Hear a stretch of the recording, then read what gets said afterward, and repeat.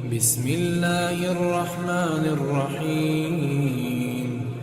آقا علیہ السلام نے فرمایا ہاں سب رشتے ختم ہو جائیں گے سوائے میرے نسب کے، اور فرمایا کہ ہر کسی کا نسب، پھر نسب کی تشریح کی، ہر کسی کا نسب اس کے باپ کی طرف جاتا ہے، ہر ایک کا نسب اس کے باپ سے ہوتا ہے، مگر میرا نسب جو ہے وہ جو فاطمہ کی اولاد ہے اس کا نسب علی کی طرف نہیں میری طرف ہے۔ فاطمہ کی اولاد آپ فرما رہے ہیں اس کو علی کی اولاد نہ سمجھنا، وہ میری اولاد ہے، سو نفس مومن نہ سمجھنا، نفس مصطفیٰ سمجھنا۔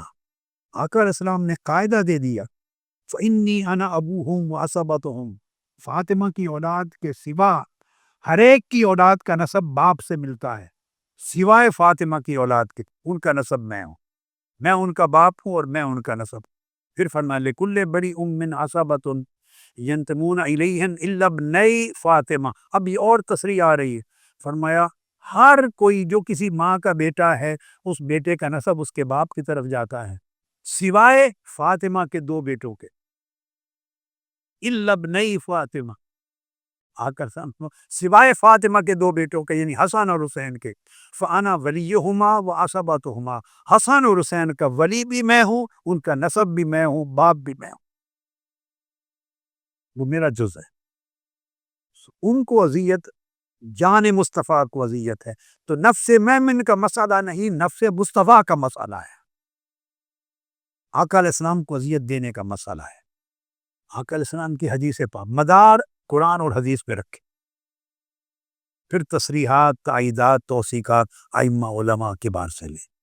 امام احمد بن حنبل نے روایت فرمایا اور امام ترمذی نے، حضرت سفینہ رضی اللہ تعالیٰ عنہ حدیث کے راوی ہیں، انہوں نے کہا الخلافۃ فی امتی 30 سنہ ثم ملک بعد ذلک، کہ میری جو خلافت ہے، میری امت میں خلافت 30 سال رہے گی، 30 سال، اس کے بعد پھر ملوکیت شروع ہوگی، ملوکیت۔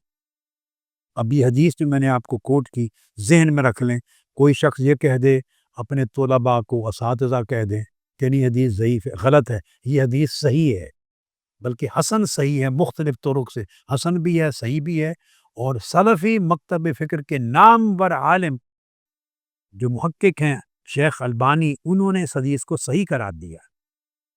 اب اس میں جو بڑی اہم چیز بتانا چاہتا ہوں، یزید کا دور سلطنت حدیث رسول صلی اللہ علیہ وسلم کی روشنی میں کیا ہے، تاکہ یزید کے افعال کا تعین ہو سکے، حکم قائم ہو سکے۔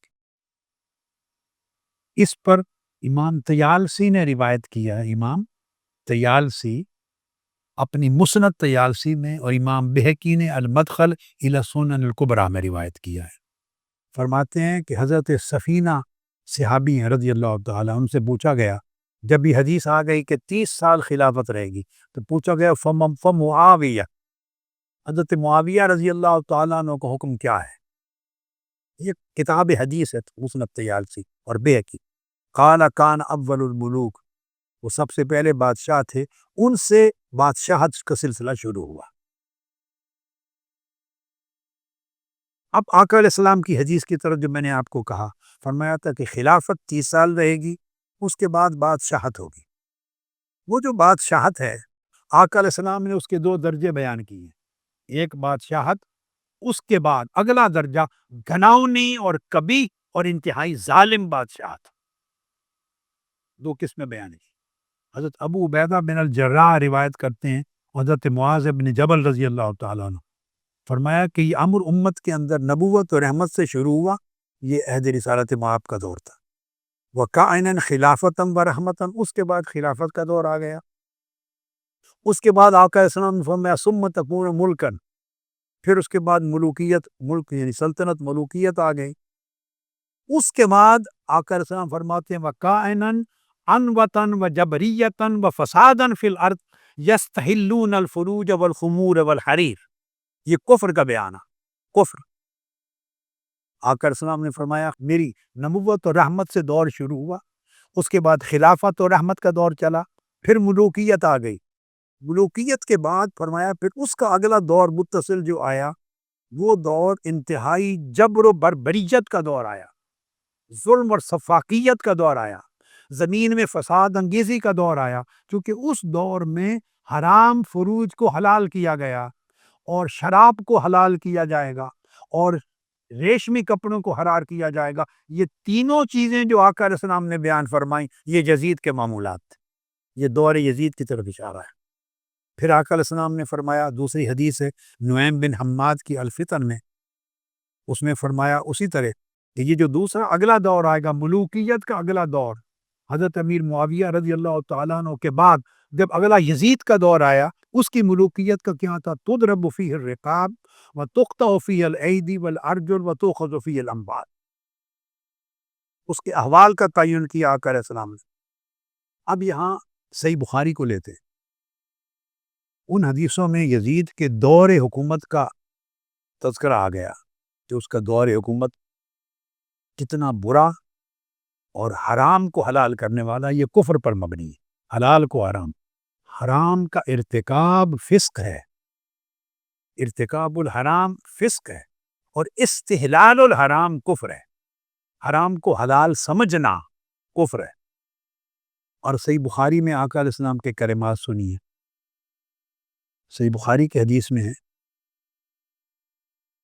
جس کو حضرت سعید بن عمرو بن سعید روایت کرتے ہیں، ان کو دادا نے روایت کیا بخاری شریف میں، کہ حضرت ابو ہریرہ رضی اللہ تعالیٰ نے بتایا مسجد نبوی میں بیٹھ کر مروان کو، کہ آقا علیہ السلام نے فرمایا تھا ہلاکت امتی علی یدی غلمت من قریش، قریش کے کچھ لونڈے ہوں گے، قریش کے نوجوان اوباش لونڈے، کیونکہ آگے لفظ آتا ہے دے غلمت صفحاء، ان کا لفظ بھی آتا ہے، بے عقل اوباش لونڈے قریش کے نوجوان، ان کے ہاتھوں میری امت یعنی میرا دین ہلاک ہوگا، میری امت۔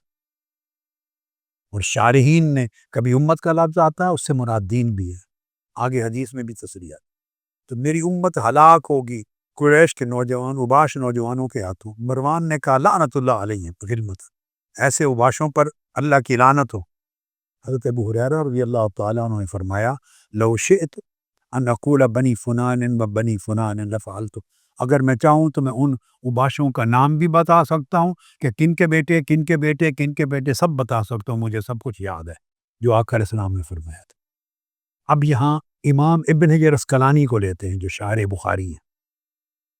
اس صحیح بخاری کی شرح میں امام عسقلانی فرماتے ہیں فتح الباری میں اس حدیث کے تحت، فرماتے ہیں والذی یظہر ان المذکورین من جملتہم، کہ اب کون ہے وہ غلمہ صفحاء من قریش، وہ اوباش لونڈے قریش کے کون ہیں جو حضور علیہ السلام کی امت کو ہلاک کریں گے۔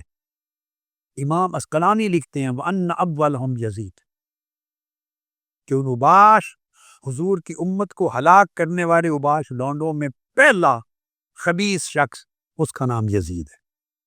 یہ امام حافظ ابن عسقلانی لکھ رہے ہیں، میں نے کوئی چیز نئی نہیں نکالی ہے، میں تو ایک طالب علم ہوں، میں صرف کتابوں سے رشتہ قائم رکھتا ہوں۔ امام عسقلانی فرماتے ہیں کہ جن کی طرف آقا علیہ السلام نے صریحاً نام لے کر اشارہ فرمایا، ان کا پہلا شخص یزید تھا۔ پھر امام عسقلانی کہتے ہیں کما دل علیہ قول ابی ہریرہ رأس الستین و امارۃ الصبیان، سیدنا ابو ہریرہ رضی اللہ تعالیٰ عنہ حدیث پاک میں بازاروں میں نکل جاتے تھے اور بآواز بلند کہتے تھے باری تعالیٰ میں پناہ مانگتا ہوں سن 60 ہجری کے شروع ہونے سے اور اوباش لونڈوں کی حکومت سے، سن 60 ہجری جس میں امام حسین شہید ہوئے، مارکہ کربلا، حادثہ کربلا ہو۔ پھر کہتے تھے باری تعالیٰ 60 ہجری شروع ہونے سے پہلے مجھے اٹھا لے،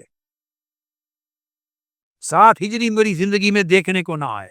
فمات قبلہا بسنۃ، 59 ہجری میں ان کی وفات ہو گئی، ان کی دعا قبول ہو گئی۔ امام عسقلانی اس حدیث کو کوٹ کر رہے ہیں یہاں کہ یہ یزید کا ہونا اس لیے ثابت ہوتا ہے کہ حضرت ابو ہریرہ کی جو دعا اور قول ہے 60 ہجری کا ذکر امارۃ الصبیان اس پہ دلالت کرتا ہے۔ اس کے بعد حنفی امام علامہ بدر الدین عینی بخاری شریف کی شرح عمدۃ القاری میں وہ بھی لکھتے ہیں وَأَوَّلُهُمْ يَزِيدُ عَلَيْهِ مَا يَسْتَحِقُّ، سب سے پہلا وہ اوباش جس نے حضور کی امت کو تباہ کیا اور جس سے پناہ مانگی اور آقا علیہ السلام نے نشاندہی کی، وہ یزید تھا۔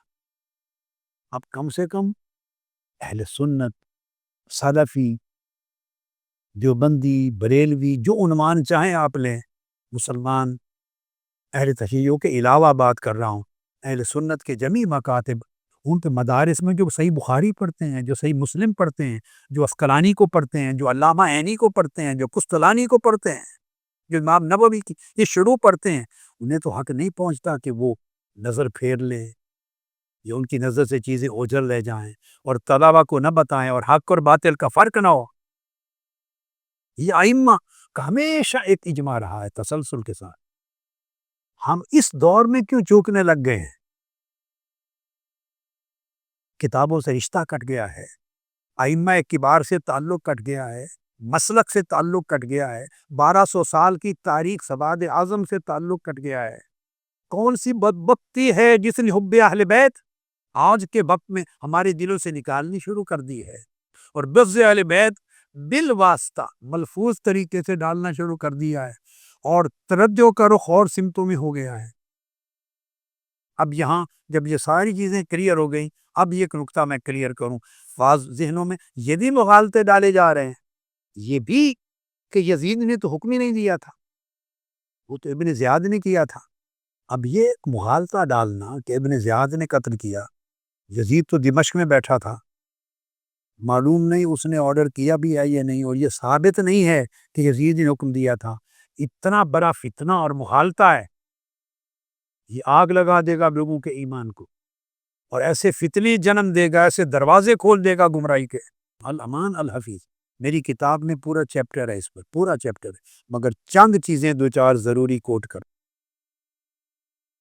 محمد بن ضحاک بن عثمان الزامی اپنے والد حضرت ضحاک سے روایت کرتے ہیں۔ اب یہ جو میں قول دے رہا ہوں کہ یزید نے، اس میں کوئی شک 1200 سال کی تاریخ میں نہیں رہا، کسی کو 1200 سال میں نہیں تھا، ہر ایک کو معلوم تھا، علماء کو، مورخین کو، اہل سیر کو، محدثین کو، فقہاء کو، سب کو کلیئر تھا کہ امام حسین کے قتل کو یزید نے دیا تھا۔ یزید نے خط بیچ کے حکم دیا قتل حسین کا ابن زیاد کو، ابن زیاد نے تو صرف اس کے حکم کی تعمیل کی تھی۔ میں نے چاہا کہ میں وہ خط بھی دے دوں اور وہ ریفرنسز دے دوں تاکہ یہ مغالطہ ختم ہو جائے، ایسا فتنہ ذہنوں میں بپا نہ ہو۔ کلیئر ہے کہ یزید نے حکم دیا تھا صریحاً ابن زیاد کو، اور اس کے حکم پر وہ لشکر لے کر دوڑا، لشکر کشی کی اور آپ کو شہید کیا۔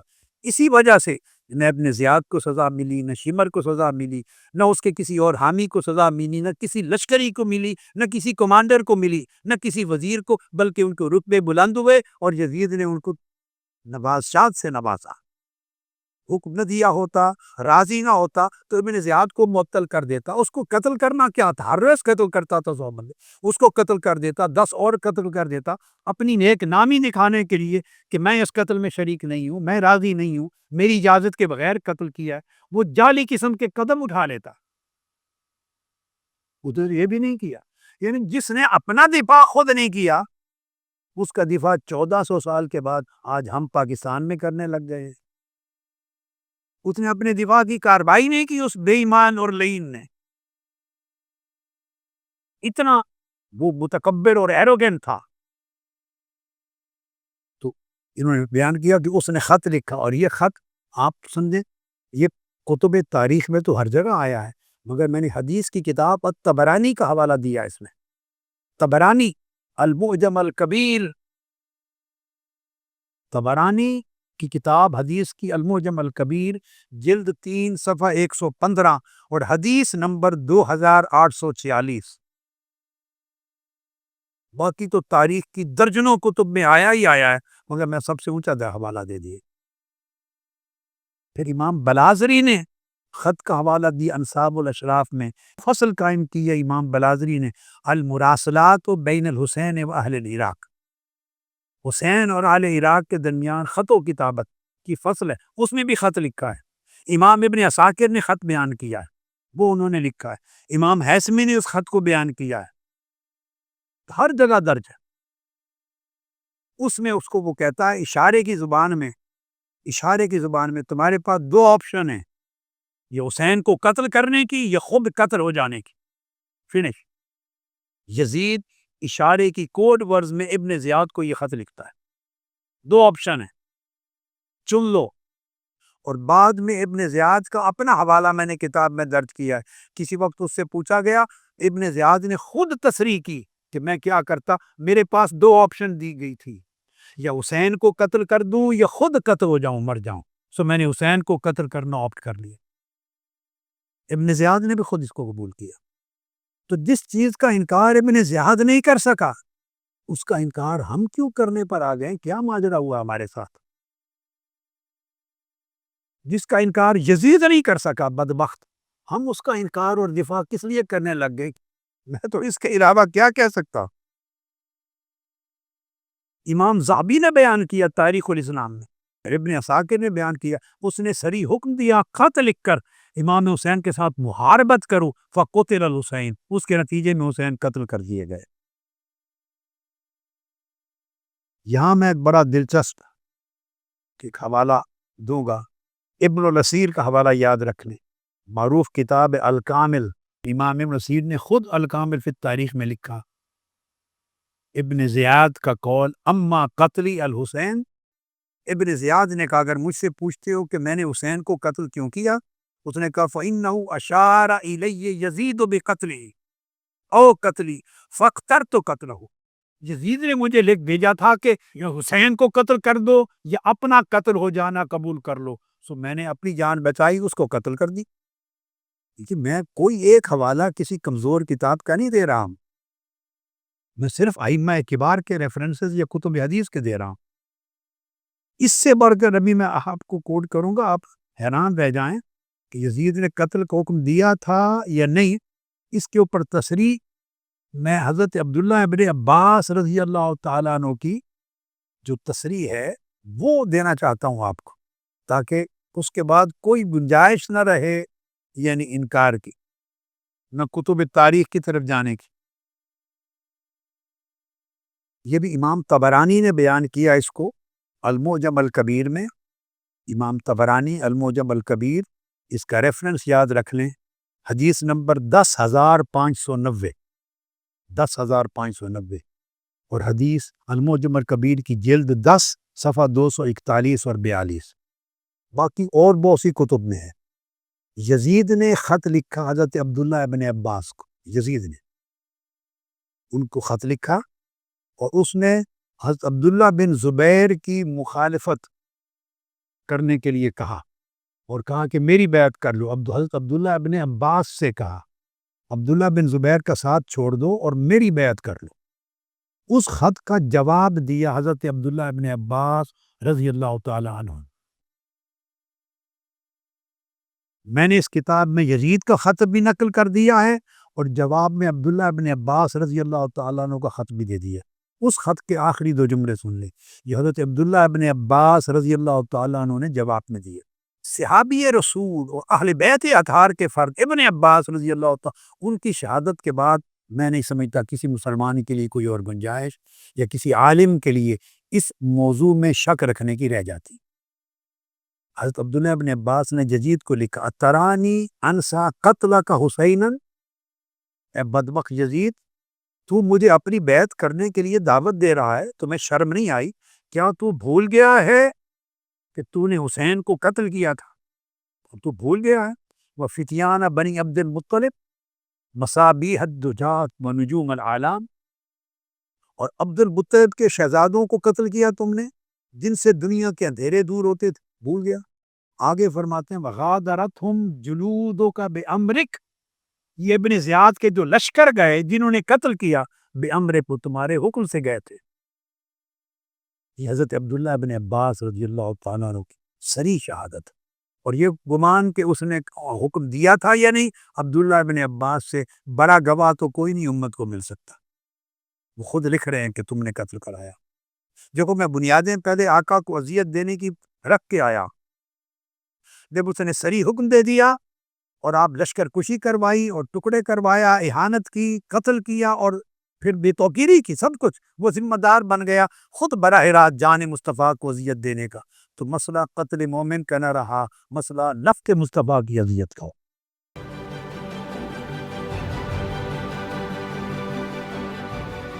عکس، سچائیوں اور حقائق کا عکس.